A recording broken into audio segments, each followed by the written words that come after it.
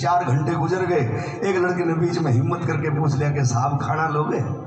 अब साहब बीच में कैडर देते समय कहने लगा बोर्ड से ये चीजें उतार लो। और उस कमरे के साथ में रसोई थी, अंदर रसोई में चले गए। रसोई में चले गए तो देखा क्या 8-10 दिन की बासियां रोटी पड़ी थी, 8-10 रोटियां। साहब की डाइट ज्यादा थी। अब रोटियों को देखा, एक परात उठाई, परात में रोटियों को डाला और उसमें जग से पानी भर दिया। अब रोटियां भीगनी शुरू हुई और साहब फिर कैडर देने लगे।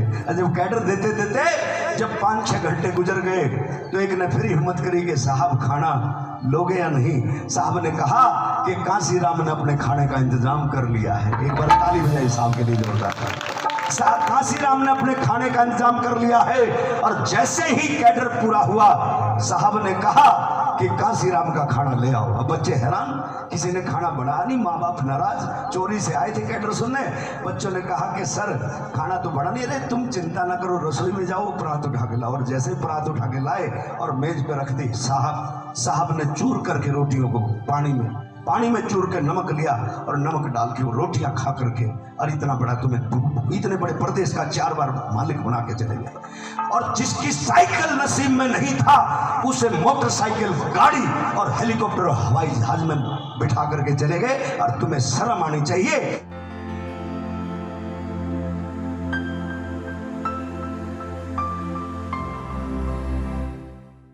ये सच्चाई घटना है, ध्यान से सुना। तुम अगर दिल से सुनोगे तो वो नजारा तुम्हें देखने को मिलेगा। अपने दिमाग से सुनो। कैसे? हाँ, हर कोट लेहड़ की खातिर एक फिर देखा रेडी आला। और कोट के भीतर जब कोट सामने देखा, और कोट के भीतर लाग रहा था यो मकड़ी का जाड़ा। अरे कोट के भीतर लाग रहा था यो मकड़ी का जाड़ा। अरे कोट लेहड़ की खातिर फिर देखा रेडियाला। अरे कोट के भीतर लाग रहा था यो मकड़ी का जाड़ा। कोट के भीतर लाग रहा था यो मकड़ी का जाड़ा। 50 रुपए थे, हाँ 50 रुपए तय कम नहीं दूंगा, 50 रुपए तय कम नहीं दूंगा। हाथ लगा हो तुम भाई रमन कोट दिखा दे जिसकी कीमत हो कति कम। भाई रमन कोट दिखा दे जिसकी कीमत हो कति कम।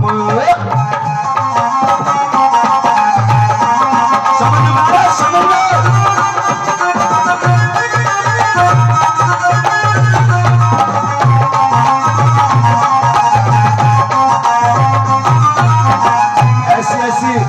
बहुत सारी घटनाएं हुई। मैं मेरठ गया, मेरठ के अंदर बहुत सारे रिटायरमेंट साथी आए। वो कहने लगे मेहरा जी बड़ा नाम सुना आपका, लेकिन आज एक सच्ची घटना बता दें। मगर बताइए।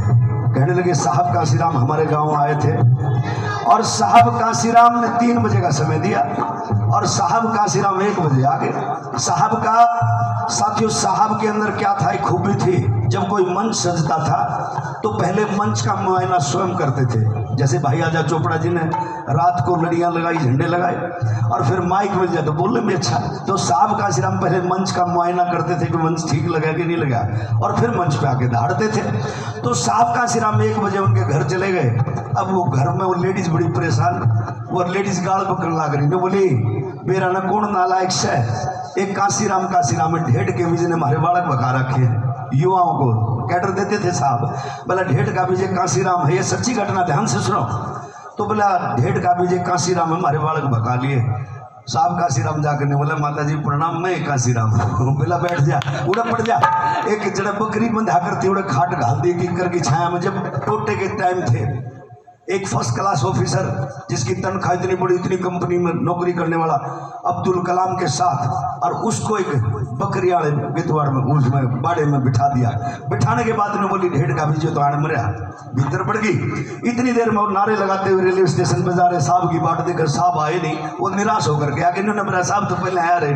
तो जब अंदर गए जाते साथ देखा तो साहब तो पहले ही बैठे हैं। साहब बोले आ जाओ भाई जल्दी। साहब कैडर देने लगे और साहब जब कैडर देते थे तुम्हें हैरानी होगी, साहब जब कैडर देते थे तो कैडर में जितने भी बच्चे बैठे होते थे साहब के हाथ में चौक होता था और चौक से बोर्ड पे समझाते थे कि हमें कैसे गुलाम बनाया गया, कैसे इस देश में हम सत्ता प्राप्त करेंगे, वो सारी बातें समझा रहे थे। एक लड़के ने बीच में जब 4 घंटे गुजर गए, एक लड़के ने बीच में हिम्मत करके पूछ लिया कि साहब खाना लोगे?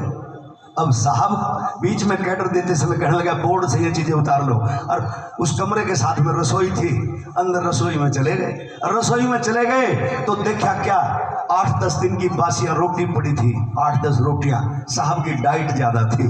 अब रोटियों को देखा, एक परात उठाई, परात में रोटियों को डाला और उसमें जग से पानी भर दिया। अब रोटियां भीगनी शुरू हुई और साहब फिर कैडर देने लगे।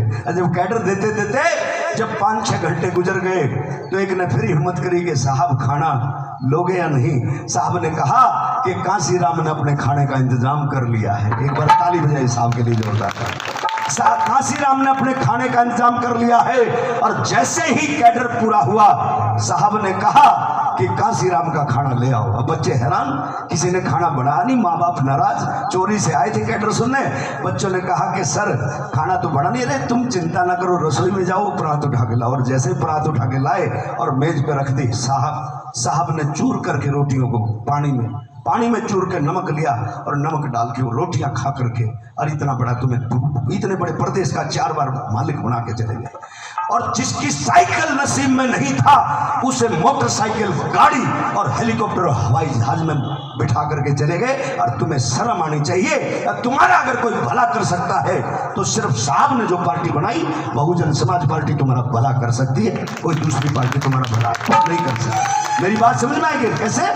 मन एक कोट दिखा दे जिसकी कीमत हो कभी कम, आई रहे एक कोट दिखा। मंजीत मेहरा पूरे देश में जाता है, लेकिन मैं खड़ा कहीं भी हूँ, लेकिन इस दिलो दिमाग में सिर्फ एक ही नाम है, कौन सा? बहुजन समाज पार्टी। इससे गद्दारी ना तो करने देंगे और ना होने देंगे। हमारा तो एक गीत भी है जो बहन जी बड़े चाव से सुनती है, होगा सदा सम्मान मिशन में टिकने वालों का, और पार्टी का क्या दोस्त दोस्तों बिकने वालों का। मेरी बात समझेंगे कैसे? भाई रे एक खोट दिखा दे जिसकी कीमत हो कति कम, भाई रे सुनो भाई, समझ में आ रहा है तो ताली बजा के बोलो हाँ। भाई रे एक खोट दिखा दे जिसकी कीमत हो कति कम,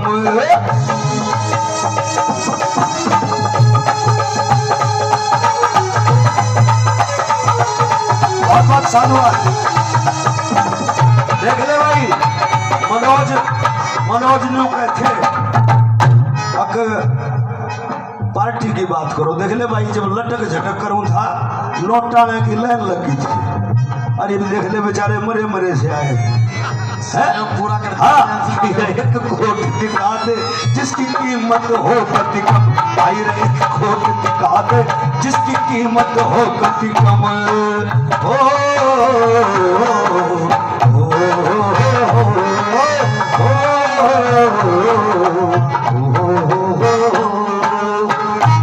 फिर क्या हुआ? उस नजारे पे जाइए, नजारे पे फिर क्या हुआ, ध्यान से सुनो। हाँ, फिर अब उसने रेडी पे जब कहा भाई 5 रुपए का कोट, 50 रुपए का कोट मिलेगा, साहब ने कहा कि थोड़ा सा और सस्ता मिलेगा। साहब का मजाक उड़ा दिया, नहीं बोला छड़ा में मर ले, शमशाना में चला जा। साहब तो शमशान में चले गए। और शमशान में जब जड़िए से कहा कि भाई कोट, वो तो जो मोटा सा बढ़िया मर रहा था उसका कोट ले ठाक है, क्यों? साहब की हाइट ज्यादा थी, तंदुरुस्त थे, सुडौल थे। जब देख के साहब ने वो कोट लिया और कोट लेके पहन लिया। कैसे? अब इस लाइन को गौर से सुना कैसे।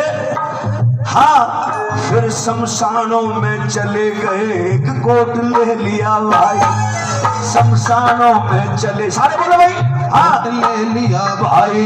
फिर शमशानों में चले गए, एक कोट ले लिया भाई, अरे शमशानों में चले गए, कोट ले लिया भाई। और 5 रुपए का, सुनो, 5 रुपए का कोट पहन के, अरे 5 रुपए का कोट पहन के मिशन की मुहिम चलाई। अरे 5 रुपए का कोट पहन। आज तो बढ़िया बढ़िया गाड़ी है, सेक्टर में कोठी है, लेकिन नालायक लोग, कुछ चालाक लोग केवल चंदा लेने का काम करते हैं, इस मिशन से गद्दारी करने का काम करते हैं। और बुरा ना मानना मेरे भाई, आजकल समाज के लोग जो बाबा साहब की बात करने वाले लोग उनके घरों में चले जाते हैं तो बेचारा डर जा है, ने सोचा आज फिर मांगना आ गया। नहीं समझे किस किस ने दे, अरे अपनों को दिया करो जो अपनी बात करे। मेरी बात समझे कि नहीं समझे? कैसे? अरे 5 रुपए का कोट पहन के ऐसी मुहिम चलाई, 5 रुपए का कोट पहन के ऐसी मुहिम चलाई। अरे इस देश के राजा, इस देश के राजा, आने वाले दिनों में हम भाई रमन कोट दिखा दे, जिसकी कीमत हो अति कम। भाई रमन कोट दिखा दे, जिसकी कीमत हो।